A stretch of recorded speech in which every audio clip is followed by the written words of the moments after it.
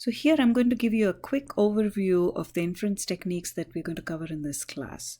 On the left here we have an inference technique that is used to estimate the population mean. What do we mean by that? I've just listed a couple of examples here, and the examples are, the first one is estimate the mean age, and when I say the mean age of freshmen, and when I say freshmen in general, it is all freshmen. So we're talking about the population, which is the big group of freshmen in universities in the US.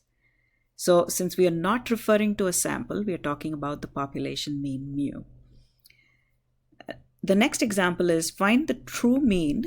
Again, when I say true mean, actual mean, population mean, I'm referring to the letter mu, which is the population mean IQ scores of all 8th graders. So since we're talking about all the 8th graders and not referring to a sample, we're talking about the population mean mu.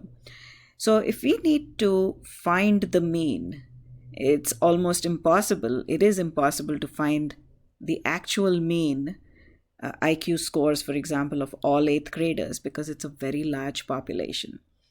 So what we do here is, from the large population of all 8th graders, for example, we extract a sample, which is a small group randomly selected using the proper methods and techniques.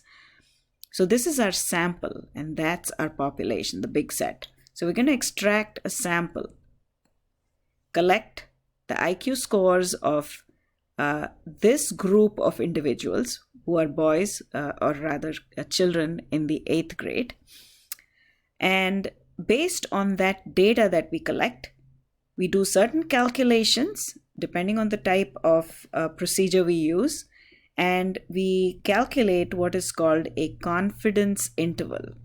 So just remember the term confidence interval. A confidence interval is nothing but a range of values within which the mean that we are trying to estimate could possibly lie. And right now, I'm not going to go into details, but we use certain calculations. And at the end of the problem, we make our conclusion as given here in the last statement.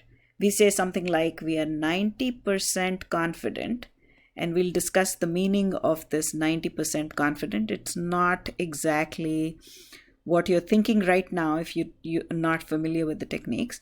We're 90% confident that the true mean, and when I say true mean, we're always estimating mu, IQ scores lie between 98 and 102. So that's the range of values, 98 and 102, for example. Beginning at 98, ending at 102 is a range of values. It's also called, this is called an interval in algebra. So this is exactly what we do when we estimate the population mean. Now on the right side, we have another question that we need to answer. It says, prove a statement about the population mean. So in both cases, we're going to deal with the population mean mu. So let's look at the first example.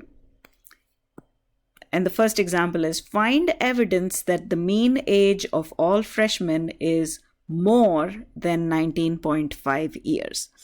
So it's almost like someone believes that the mean age of freshmen is 19.5 years, and we are trying to find evidence against it. Just notice the difference between these two. Here we are estimating the mean, here we are proving something. We are proving a statement about the mean. Let's look at the second example. Is it true that the IQ of 8th graders, and basically when I say IQ of 8th graders, the techniques I'm going to use are only going to help me find out if it's true that the mean IQ of 8th graders is not equal to, for example, 100. If that's what I'm trying to prove, then what I do is a technique called a hypothesis test. Okay, just remember the term hypothesis test.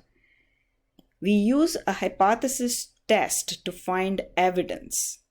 And evidence for what? It is evidence to prove a certain statement about the mean. Here we are saying that the mean is not equal to 100, and that's what we are trying to prove. And we're going to find evidence against a statement mu equals 100, thereby proving that mu is not equal to 100.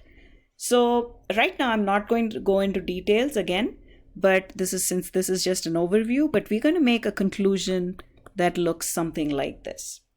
We have strong evidence, and the minute you say evidence, we're going to present something, and we're going to learn more about this later. We're going to present the p-value, which is really our evidence, to prove that the mean IQ scores of 8th graders is not equal to 100. So this is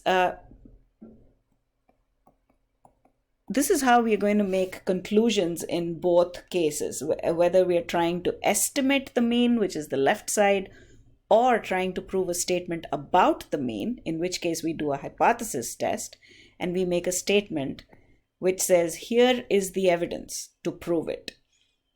Or we might end up saying we do not have enough evidence to prove this. So this is just a brief overview of what we are going to do in this class.